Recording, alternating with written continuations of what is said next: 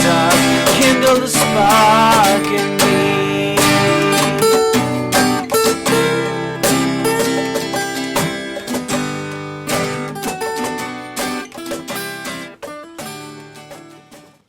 Hey, welcome to today's latest episode of Flicker.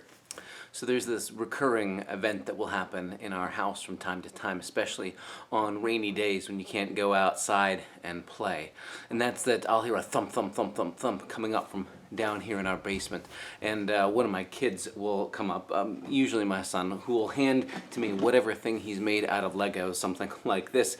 And he'll say, look what I made, Dad, look. And he'll then proceed to show me all the cool things, whether it's a spaceship or an outfit or a clever figurine or a base, whatever things he's been making, and he'll show me all the inside, outside parts of what it does and how it moves and how it can turn and change and twist. And I'll just go, wow, that's so cool, that's so creative. In moments like that, I know the right place to focus my attention isn't really on what the Lego pieces themselves can do, but on the kids who are being creative, right? What they've done with these little pieces of colored plastic are reflections of the creativity that's inside their minds. It shows up in a whole bunch of different ways, but when I take a look at a colorful airplane or a dragon-shaped spaceship that they make, I don't think to myself, you know what's really cool? That colored plastic. I think to myself, you know what's really cool? The creative brain in the child who came up with putting the pieces together in that particular way. Seeing what they've made, seeing what they've done, helps me to appreciate, to delight in, and to even offer praise back to the kids who did this creative thing.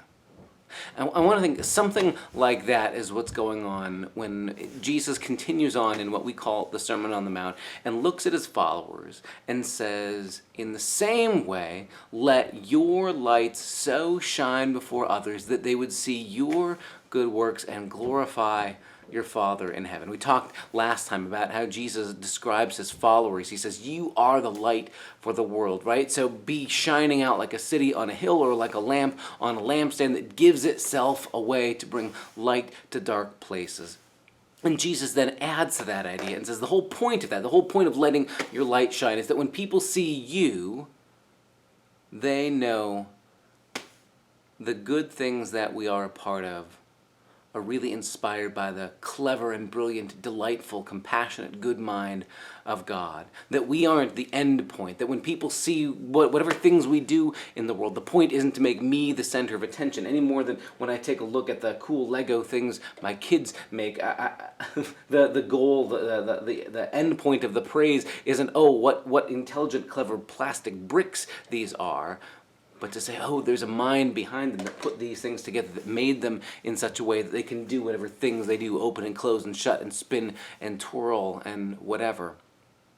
You and I, and maybe this is a humbling thought, are a lot more like the Legos in that sense. We've been made in such cool ways that we can do wonderful, good things. We can act with compassion. We can be courageous and brave. We can be truth tellers. We can be dedicated. We can be steadfast and loyal and truthful. We can be decent. We can be kind when others are rotten. There are all these good things we can do. And when we do those things, it's a sign that we are doing what we were made for. It's a sign to give glory back to the creative mind, the God who built us and has assembled us and made us to be the wonders that we are in the first place. So yeah, when we catch one another doing good things, pat each other on the back, call it out and appreciate it. Help somebody, you just might make somebody's day. When you help them to see, you appreciate, you see the good, kind, gracious things that they do. When you see the dedication that they have, call that out, say it, but also recognize those other people have been able to do the good things they do. You and I can do the good things we do in the world because that's how God has made us. That's what God has made us for. God's mind is the one behind it, the creative, brilliant, insightful, divine mind that has made us to be able to do those kinds of things. The end game, when I'm praising my kids for the cool Lego things or paintings or drawings or chalk drawings or whatever else they do, isn't to give credit to the inert objects they're working with, but to recognize the amazing creativity they possess. And when you and I do things in the world, good things that reflect the character of God. The point of it isn't to draw attention to ourselves, but through us to point to the God who made us and put us together to do just that kind of stuff in the world.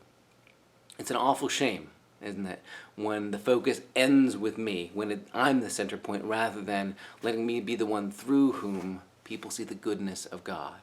And that's just it. That's all this has all been about all along. Jesus is in no way talking about us doing good things to get points, us doing good things in order to rack up enough divine credits that we can get ourselves into the heaven club. He's starting from the exact opposite premise. You are the people of God. You are the children of God. You are light for the world, so that when people see you and they see the kind of character you have, they see the way you love, they will turn and give praise to God, the clever, divine, genius mind that has put us together in such amazing ways that can do cool and amazing things. Let your light shine, and let your light shine in such a way this week that people see you and know to thank God for your presence in the world. And join us next time for more conversation here on Flickr. Bye.